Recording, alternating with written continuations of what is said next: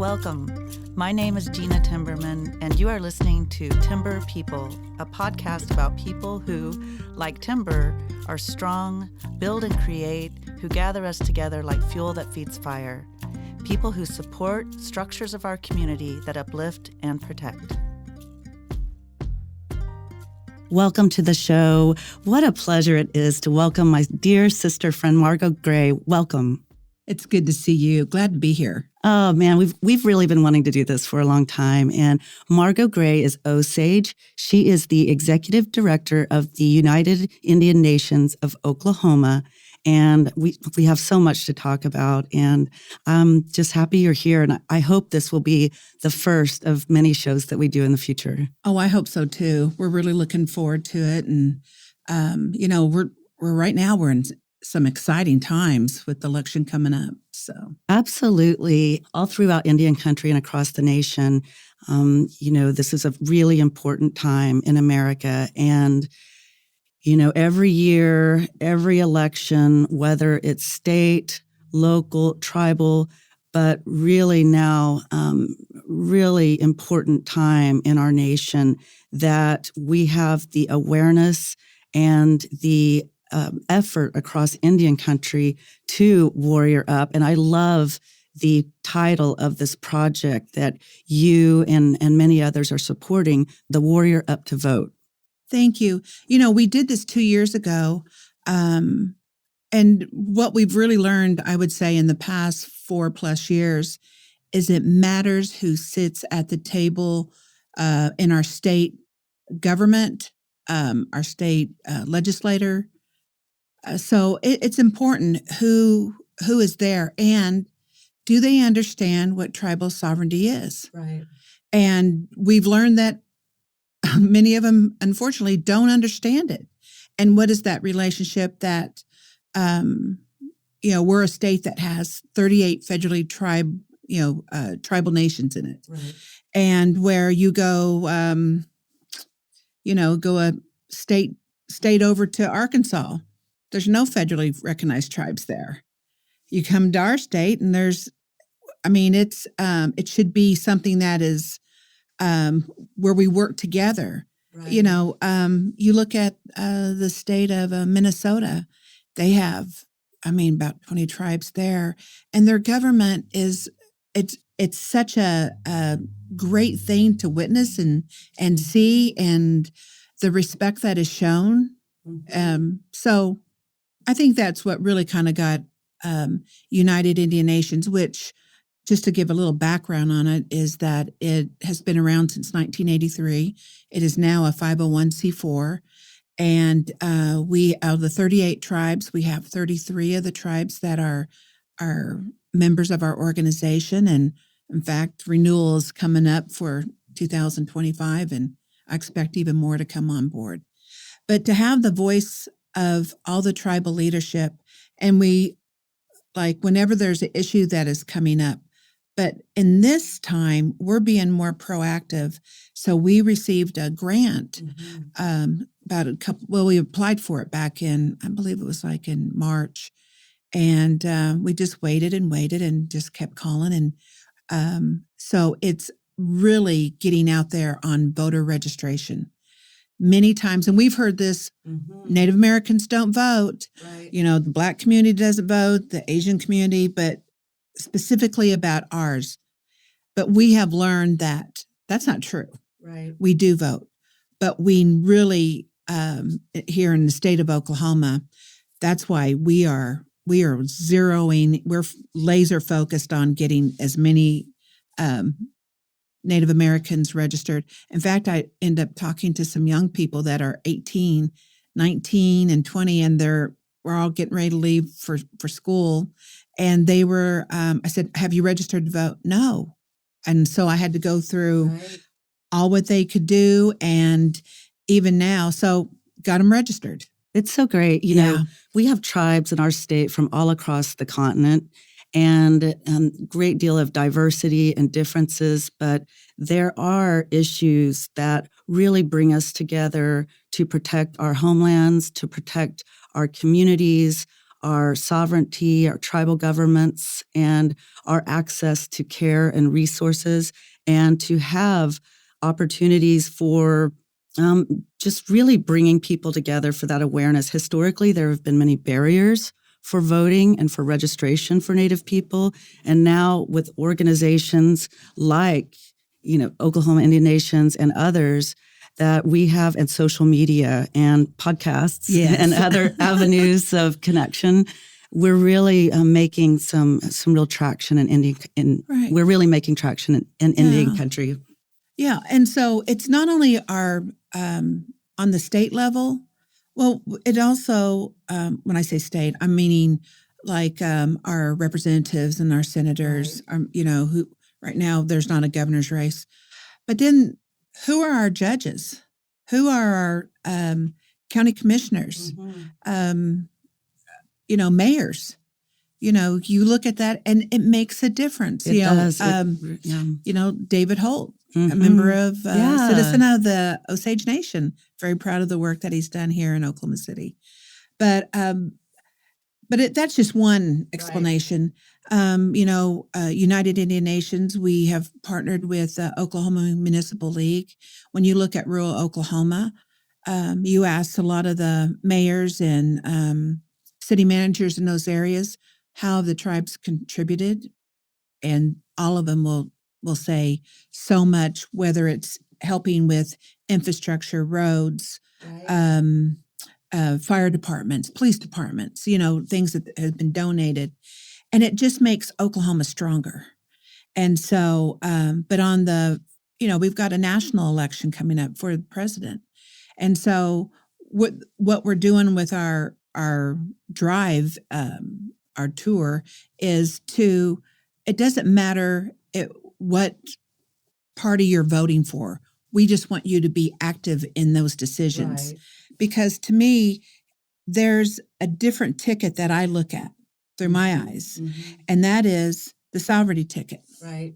And so, and it's nonpartisan because we have a lot of good people on both sides that have been huge advocates for Native American issues. And so when you look at that sovereignty ticket, think about that. No, I want Indian country to start thinking of, hey, who's going to be in there, who will look at our best interest. And so that's a whole different dynamic of looking at stuff. It is. And it's so important to have that nonpartisan sovereignty ticket. And I really appreciate that. Yeah. And as we go across the state, we're starting out our tour dates. I'll just kind of run through just please do. Couple of where and we'll where be. The locations. Well, what we're doing, we've rented a RV, and we're starting up at the Miami 9, September 23rd. We've already got T-shirts. We've got little things to hand out, stickers, you put on your cups or laptops and stuff. And so with the Shawnee, Miami, Peoria, Seneca, Cayuga, Eastern Shawnee, Quapaw, Wyandotte, Ottawa, Modoc Nations, tribal nations, we'll be up there and going to all their locations. And several things. The reason we're starting out there is that's where the chairman of United Indian Nations is Chief Ben Barnes. Yes, he's so great. Yes, and then all the tribes up there are members of our organization. And that's going to be a kickoff. And we have also hired a PR firm, Native women-owned firm out of Tulsa, Amanda Clinton, and in fact, all the press releases are going to be going out this week, telling about all the locations. And so Cherokee Nation on September 24th will be in Bonita, Tahlequah, as many areas as we can get around to. And that's Cherokee Nation and UKB. Wednesday will be in Bartlesville and Pawhuska and going through Osage. We're going to try to get through Hominy and Fairfax. But those are the Delaware Tribe of Indians, Osage Nation. I'm going to go a little quicker through this because this will be on our Facebook page. If you haven't joined us, you can join. It doesn't cost anything to join our Facebook page. And then I just got to click. And that way you'll see the whole schedule. But we'll be with the Kaws, Poncas, Tonkawa, And then that Friday will be in Red Rock and Pawnee, Oto-Missouri Tribe and Pawnee Nations. And then Monday at River Spirit is, I don't know if a lot of people recognize this or know this, but if you put a pin downtown Tulsa and then you draw 100-mile circumference all around that area, Right. there are more Native Americans in any U.S. city or in that circumference, that circle. Right. Because I got some of the statistics from the Indian Healthcare Resource Center, Mm-hmm. and I said, how many Native American tribes do you service? Just not, the Muskogee Creek, Osage, and Cherokee and UKB. But they said there's almost 300 tribes that from the Lakotas, Navajo, Native Hawaiians, and, Alaska Right. Natives. All over, tribes from all over live in Oklahoma. Absolutely. And so it's just not the 38 federally recognized tribes, it's all the others. And, we want them, if this Oklahoma is their home, for them to vote as well. So the rest of the time, we'll just go through. But our Sovereignty 101 is, it's Tribal Sovereignty 101. And we've invited all the candidates, all the invitations went out today. And they come and we ask them questions about sovereignty. Mm-hmm. Part of the morning is we'll have national speakers come in. Larry Wright Jr., he's the executive director of the National Congress of American Indians, will be there. Chairman Ernie Stevens, head of Indian Gaming Association.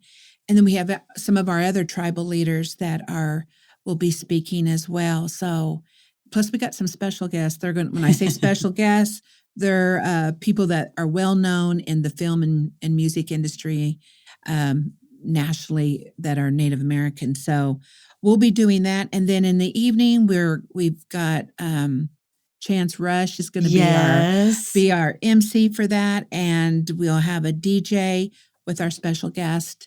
And we just ask all the area to come out and support and register.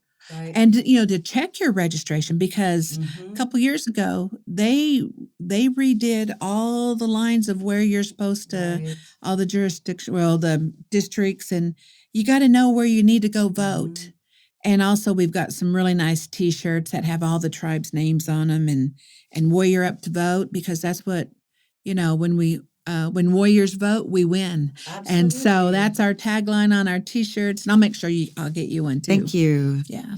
Well, I love that you're connecting all these spheres of influence in Indian country, from, the healthcare to gaming to, business relationships to tribal presence and beyond. And that's so important. We have so much impact when we connect with one another and partner in these ways. And many people I know are getting involved, and it's important. Yeah, we've got, and it's just not United Indian Nations of Oklahoma. Right. It's Rock the Native Vote. They've got their events, and we're very supportive of them. The American Indian Bar Association, Right. they're having several events, and so, the other thing is we're doing QR codes and we're putting them on great big posters, Mm-hmm. and they're going to all of our tag agencies, to our medical and healthcare facilities, anywhere that you're getting tribal services. All you got to do is click on that tribal That's great. QR code, and then you can register to vote and find out all the information you need, whether you're going to do absentee, because we have until October 11th Right. is the cutoff date. And so,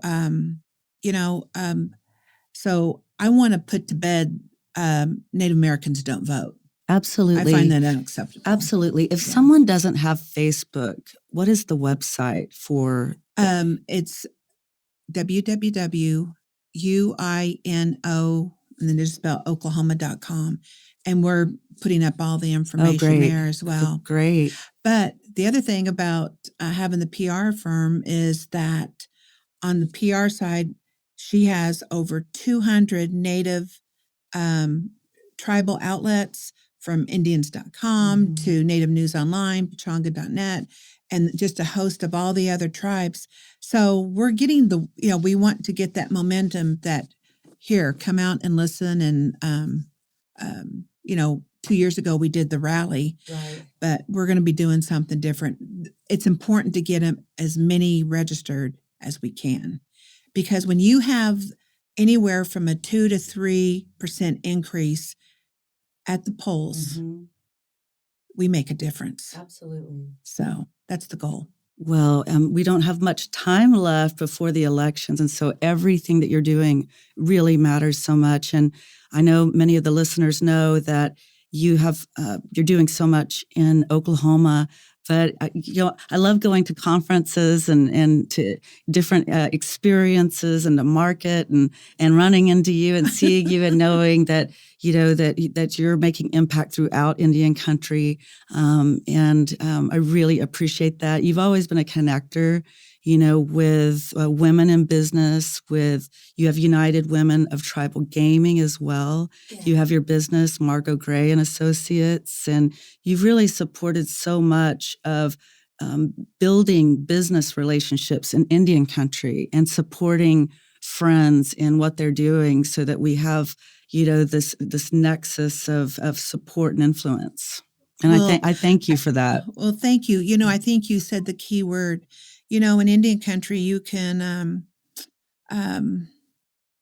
just sit back and complain on Facebook, right? Or you can be a builder, and that right. What you were saying, builders of relationships, and that is, because I've worn many hats. I know. I want the listeners to know we were talking before we started the show, and I think it was like over 30 of being the first Native women in some pursuit of something important, and so that's really cool. But there's so cool. Still a lot of women right. first to be done. Absolutely, and it's not that someone goes, well, weren't you the first in that? Yeah, but the other thing is, if you're a builder and you're a visionary builder, then you bring other people with you, because there's so many different areas in Indian country that, we got the boarding school issue, right? And we've got unfortunately, missing and murdered Indigenous people in this state is high. The reason I say that is that I was in a conference up in Tulsa area, and every now and then you'd hear everyone's phone ding, and and it came up. There was a missing young person. Usually it was a young girl around 13, 14. I'm a grandmother. I'm a great-grandmother. Right. When I see that, my heart sinks. And then we're seeing a lot of young males missing. Right. And those are the reasons why we need people that understand and care that our children's lives matter. And then you look within, because I'm going to laugh at this, because this, we've got leaders in this state who are more concerned about tribal reservation signs and how they all need to be uniform, and right. They're taking it down. When we have missing people that are citizens of this state, that should be paramount as to right. taking down a sign and making the front page news. Right. In fact, I just laugh at it. I'm like, is that all you got? Right. Is that your punchback? Right. So punchback to us is vote. Absolutely. And get everyone you can take to the polls to vote. Absolutely. So. We've known one another almost 3 decades now, and we were also talking about just the different aspects of your career, your history, and I want to talk a little bit in a minute about your family background and some really interesting and powerful ways that you have been involved in the community that were very personal to you. But many of our listeners may not know that you were in law enforcement before, that you've been involved in, construction and engineering projects and gaming and tribal leadership and in national organizations. And it's really great to see you implementing aspects of your own journey into impacting the communities around you. Yeah, that sounds exhausting, just hearing it. But you know what? I was blessed to be raised by, 2 individuals who were doing the same thing before me. So when you see it, it's easy to implement. Right. Oh, this is just a quick little history about my parents. Okay, so on my mother's side, her grandfather, which would be my great grandfather, he was a part of the Reign of Terror. His murder was a pivotal piece of that. Well, we saw Killers of the Flower Moon, but in the history of it, here we still talk about McGirt and crimes in Indian country jurisdiction, and he was murdered on an allotment, and so Henry Roan, and I'm going to say his name because it's always important to say the name of those who, he was missing and he was found murdered during that time, 101 years ago. And so, but my mother did something. Then she lost her mom when she was only 8 years old. And then, and her mom was such a beautiful, talented woman and I couldn't imagine in our community that there was 300 unsolved murders on, and just on our Osage reservation. And I can't imagine what people thought back then. That would just be, so that's what got me into law enforcement. Right. And then I ended up, being a sex crimes investigator. And I also worked on our special operations team as a hostage negotiator, which unheard of, anyone, let alone a Native woman in law enforcement. But it was important for me to, because to me, it was just doing the right thing. And it's, I'm always been about justice. Right. And so that's what put me on this path. But my parents, during the termination era, my dad was on tribal council. In fact, I think he was only 36. My mom was 32. And the tribal council was waiting on the BIA. We were up for termination. Why? Because the federal government was wanting our natural resource, which was our mineral estate, oil and gas and our minerals. And my mother, through the deaths of her grandfather, her great-grandmother, well, all through that side of the line, my mother ended up with numerous head rights. Right. She did what was right, not just go buy big diamonds and fancy cars and stuff. What they did is they had a cattle ranch. My parents did. It was called the Diamond G. And my dad was on council. My mom was a homemaker and helped run our farm and ranch. And they sold cattle, and they bought round trip tickets and got all the hotel rooms. It was my mother's financial support that was able to help save a nation. And they went up to Washington, D.C. when that termination bill was being read on the floor. So in the 11th hour, the 59th minute, Osage was removed off that bill. And unfortunately, Menominee and Klamath were terminated. And it took literally years for them to get back their status as being a federally recognized tribe. But it took the actions of just two individuals who happened to be my parents. Right. So when you know that history, you're like, my mother saved a nation. Right. And so I got to do what they were doing. And they were just so active within our community. And so to volunteer and lend your voice and your knowledge and experience, my younger brother was chief of the Osage Nation. And all of my sisters and brothers were active, whether in the arts, our faith, and my brother was a roadman, and my other brother, numerous of them, currently all have either director positions up at the Osage Nation and continue helping. And this is what we're doing here. This is an action that Indian country needs to just, let's vote every time and vote strong and vote in everything that comes up, whether it's a school board election, city council election. Very proud to say that one of my nieces is now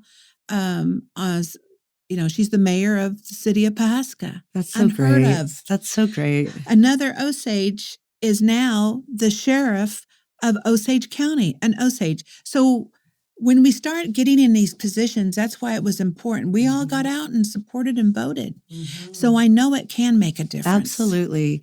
I was really, I know that you wrote a beautiful, powerful letter to your great-grandfather, and that was really special to read. And I really thought that was, I think that's just so meaningful. And it makes me think about, writing to my grandfather, my late grandfather too. And that probably wasn't easy to express, but it's important. It's important. I mean, in terms of emotionally, and it was tough. To open that to the world, so publicly. But what I was thinking of is,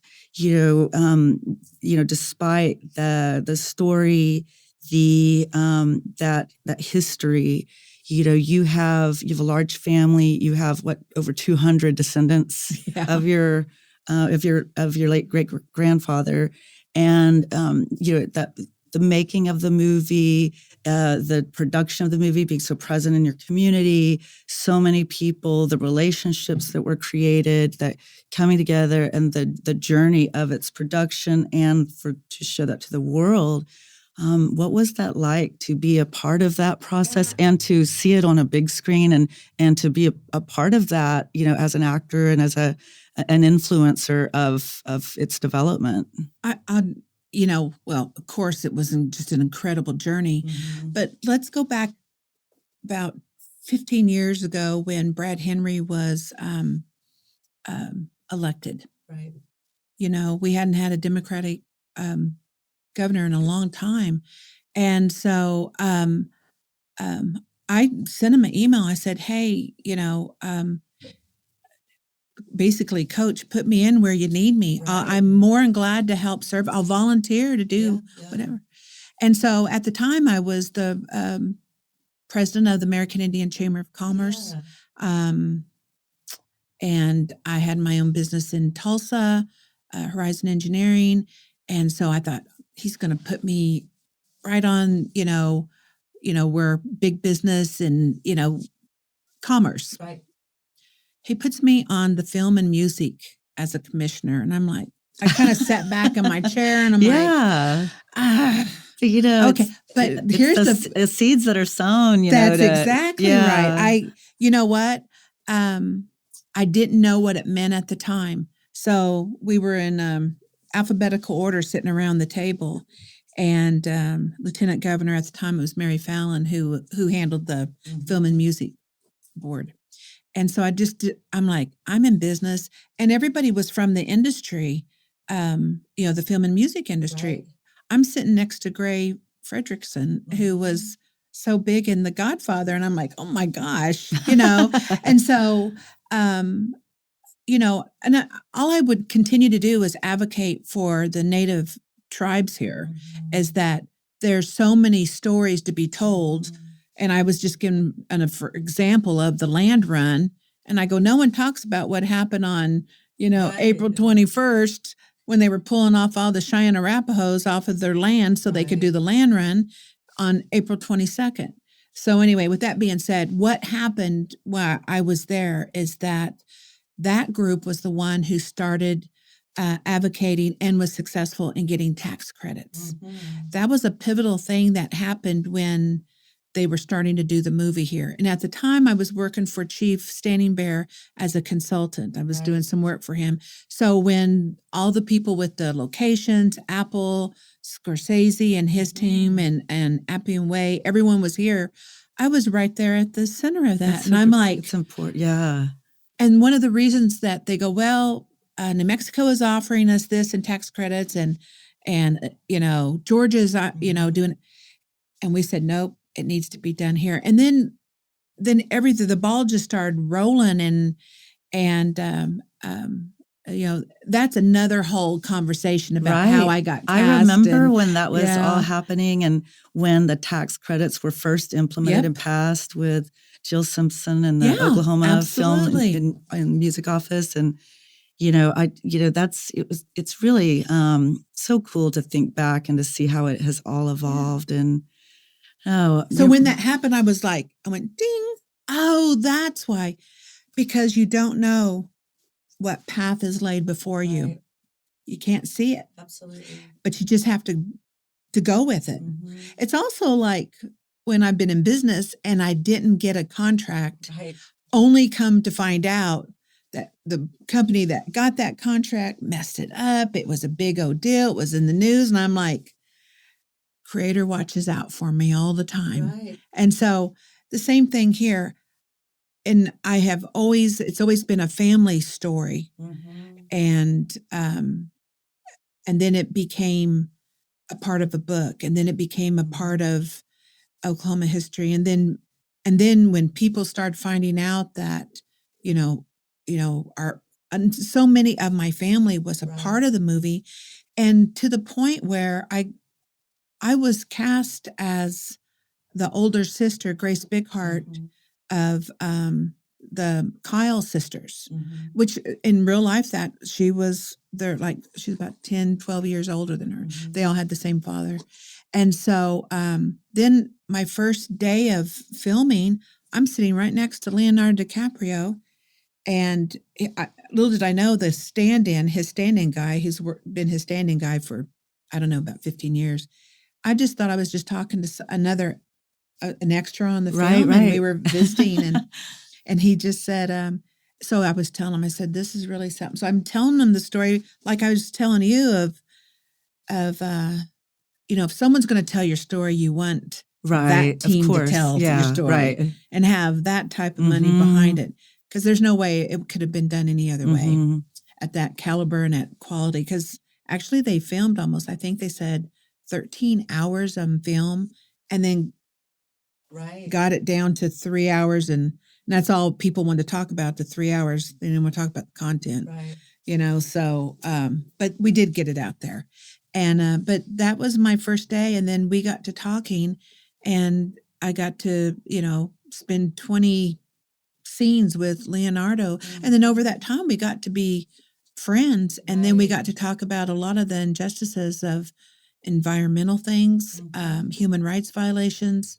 And when I was telling him, I said, this isn't, this is a crime, but you weave in there the boarding school issue, you weave in there, how it's a genocide of a people. Oh, right. There's so many sub stories. Yeah. And so, I mean, really Henry Roan's life story is as a different story in itself of, he was removed as a very young child to go to Carlisle Indian School, which was, deemed the torture chamber of the boarding schools. I mean, we're talking about warriors, like Warrior Up, but I mean, your family, they were and have always been warriors. Yeah, all of our families are. Yeah, and because we're already survivors of what was supposed to kill. So that was my whole point of naming this. Survive. That's why I coined it "Warrior Up to Vote." Right, I love it. I love it. Yeah.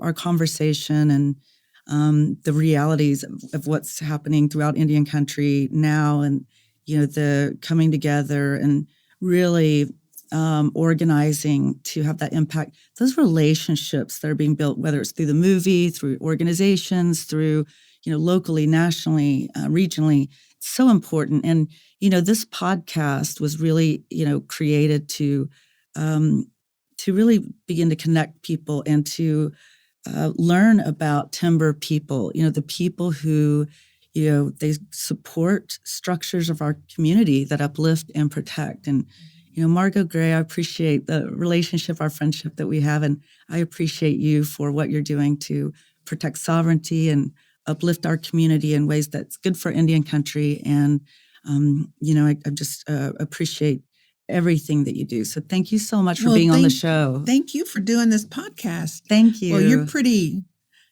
up there too, lady.